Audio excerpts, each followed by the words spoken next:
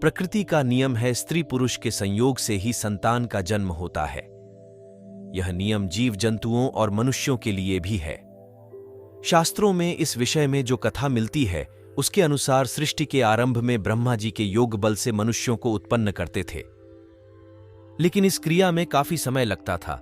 ब्रह्मा जी ने भगवान शिव की तपस्या की और सृष्टि के विकास का दूसरा तरीका निकालने की प्रार्थना की। भगवान शिव ने ब्रह्मा जी की तपस्या से प्रसन्न होकर अर्धनारीश्वर रूप में प्रकट हुए। इसके बाद से मैथुन क्रिया से सृष्टि का विकास आरंभ हुआ। लेकिन हम यहां जिस कन्या की बात करने जा रहे हैं उसका जन्म प्रकृति के इस नियम से हटकर हुआ था, क्योंकि इसके जन्म में स्त्री पुरुष का संयोग ही नहीं हुआ था। स्त्री के गर्भ से नहीं तो कैसे पैदा हुई थी यह कन्या? हम जिस कन्या की बात कर रहे हैं वह महाभारत के भीष्म पितामह की सौतेली मां थी। इनका नाम सत्यवती था। इनके जन्म की कहानी बड़ी ही अनोखी है। एक बार की बात है, उपरिचर नाम का एक राजा था। वह बहुत बड़ा धर्मात्मा और सत्यवादी था। उसने अपने तप से देवराज इंद्र को प्रसन्न कर एक विमान और कभी न सूखने वाली सुंदर माला प्राप्त की थी। वह माला अपने हृदय में धारण कर विमान में बैठकर आकाश में परिभ्रमण किया करता था। उसे आखेट का बड़ा शौक था। वह प्रायः वनों में आखेट के लिए जाया करता था। उसकी रानी का नाम गिरिका था। वह बहुत सुंदर और पवित्र हृदय वाली थी। वह अपने पति को बहुत ही प्रेम करती थी। ईश्वर के प्रति उसकी बहुत बड़ी आस्था थी, इसलिए वह हमेशा भजन कीर्तन में लगी रहती थी। एक दिन गिरिका रजस्वला हुई। 3 दिन के पश्चात जब रानी शुद्ध हुई तो उपरिचर उसके साथ रमण करने से पूर्व ही वन में आखेट के लिए चला गया। राजा आखेट के लिए चला तो गया, किंतु उसका ध्यान रानी के साथ रमण करने की ओर लगा रहा। दोपहर का समय था। राजा वन में एक अशोक वृक्ष के नीचे बैठा हुआ था। उस समय शीतल और सुगंधित हवा चल रही थी। मृदुल स्वर में पक्षी गाना गा रहे थे। तब राजा का ध्यान रानी की ओर चला गया।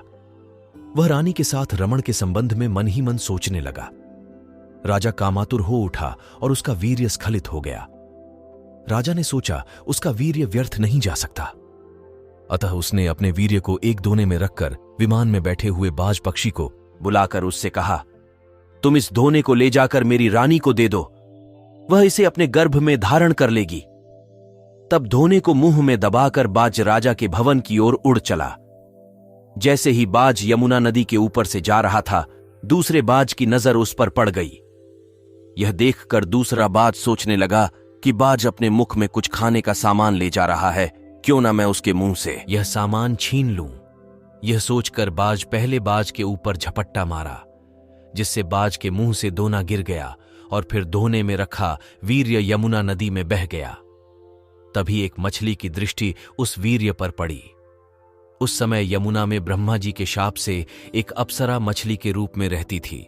उसने वीर्य को खाने की वस्तु समझकर उसे ग्रहण कर लिया। वीर्य के प्रभाव से वह गर्भवती हो गई। गर्भकाल का समय जब पूरा होने को आया, तब एक दिन एक दासराज मछुआरे के जाल में वह मछली फंस गई। अद्भुत और विशाल मछली होने के कारण उस मछली को उपरिचर के दरबार में लाया गया।